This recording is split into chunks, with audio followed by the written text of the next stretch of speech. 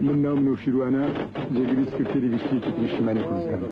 نەوشیروان مستەفا ئەمین جودا ژێپڕانیان سەرکردەیان جنیەن کوردان بە ڕێکان و سینانڤە تەڤلی کارێن سیاسی بوو. دگەل بەردەوامیە کارێن سیاسیژیدا دێنەڤیسین و بەلافکردنا کتێبانداژی بەردەوام بووە.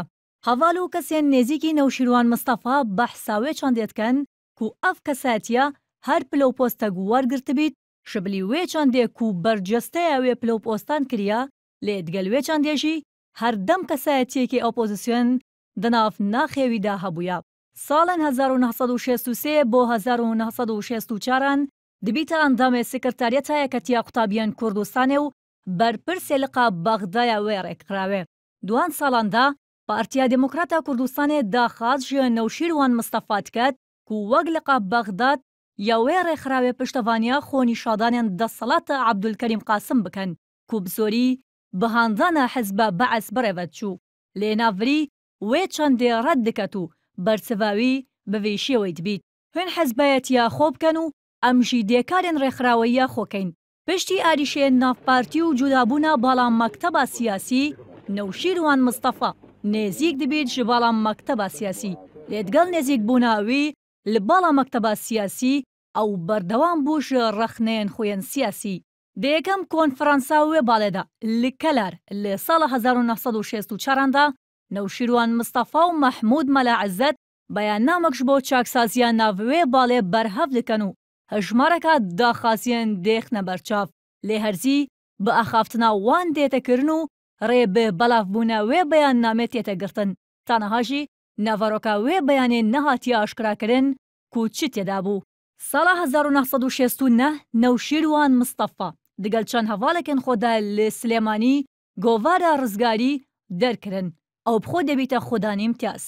دێ گۆڤارە ڕزگاریدا چەندین جاران ڕەخنا ژە باژێڕوانی و دام و دەستگەهێن دەوڵەت هاتیەگرتن. بتایبەت بیاوێن خزمەتگوزاریان باژەڕێ سلێمانی و بەحسا گەندەڵیە پێدانە تەندەرانشی هاتیەکردن. Di sala 1970 da piştî beyannama yazdê adarê Newşîrwan Mistefa dêçîte dervey welat û piştra di sala 1975 da li ser daxwaza Talebanî pişikdariya damezrandina êketî diket.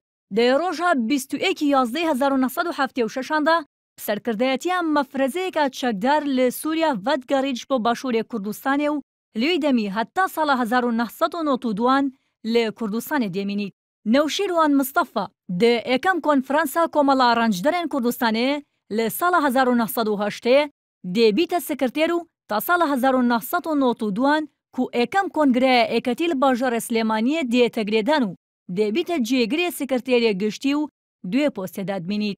Di sala 1991 da pişikdariyeka kara di serhildanê de diket û wek endaziyarê serhildanê dihête naskirin. Lê di sala 1992 da piştî pêgînana kabîneyekem ya hikûmeta herêm û dilgiraniyên wî li çewaniya parvekirina postan ji lê êketî û partî ve Newşîrwan Mistefa bo careka din Herêma Kurdistanê hêlêtin û vedgerîte London. Hawnîştîmananî serberzî Kurdistan silawtan lêbê û hemû katêktan şad.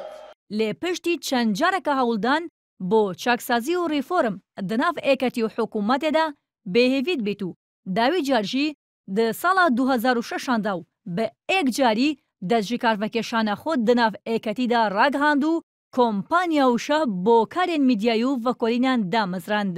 Ku bûye hêvîna damezrandina tevgera goran di halbijardinên sala 2009 de goran çûye nav hevirkiyan da digel partî û êketî û şiyat Parlemana Kurdistanê de 25 kursiyan bi dest vebînît û modêleka nû ya opozîsyon îna nav pêgehên siyasiyên herêmê. Di helbijardina dawiyê jî de goran nêzîkî dengên xwe bi dest veîne û pişikdariya kabîna haştê kir û bernameka çaksazî pêşkêş kirin. Lê di demek kêmtirî 2 salan de peywendiyên navbera goran û partî berevxirabbûnê çûn. Ev jî piştî wê çandê hat ku Newşîrwan Mistefa daxwaza gohrîna sîstema hikûmraniya herêmê kir li serokeyetî bo parlemanî هەف ئاوایان نەهایە بەغدا. پێمان وایە گونجاوترین سیستەمی سیاسی بۆ کوردستانی عێراق سیستەمێکی پەرلەمانیە هەرشێوەی بەغدا. دگەل ئالۆزبوونیان پەیوەندیان ناڤەرە گۆڕان و پارتی نەوشیروان مستەفا جارەکادن هەرێما کوردستانی هێلا کو دێتە گوتن vê carê بۆ çareseriya nûjdarî bûye û seferawî jî demê 5 heyvan vekeşaye û diyarjîna dê kengî vegerît. Newşîrwan Mistefa di demekê de ku li derveya welat maya ku wezîrên goran di hikûmetê de hatine dîrêxistin û rêgirî jî ji serokê parlemanê têtekirin vegerine serkarên xwe. Ew niha li Londonê û çi axaftinekê zelal li ser rewşa siyasî û abûriyên Herêma Kurdistanê nekiriye. Wesa diyar e ku ji dîr ve çavdêriya rewşê diket û haydarî gorankariyên Herêma Kurdistanê ye. Ewên kesan ku ji nêzik ve Newşîrwan Mistefa naz dikin, duê baweriyê dane ku her wisa bêdeng namînît û xebata siyasiyên 5 saliyên xwe di nav keyeya siyasiyên Kurdan de bi bêdengî bi dawî neînît. Lê tê de pêşbînîkirin teneha rolê wî mabît bo êkilakirina wan alîşan ku beşek ji encamê proje siyasiyên xwe ketîne holê. Hindek jî pêşbîniya wê çandê dikin ku rolê karîzmaya xwe dê bikarînît bo fişariyexistine ser desaladarên niha bo cêbcêkirina çaksaziyên bizavawî bo sîstema hikûmraniya Herêma Kurdistanê û daxwaza asayîkirina rewşa berî 12 Oktobera sala borî diket.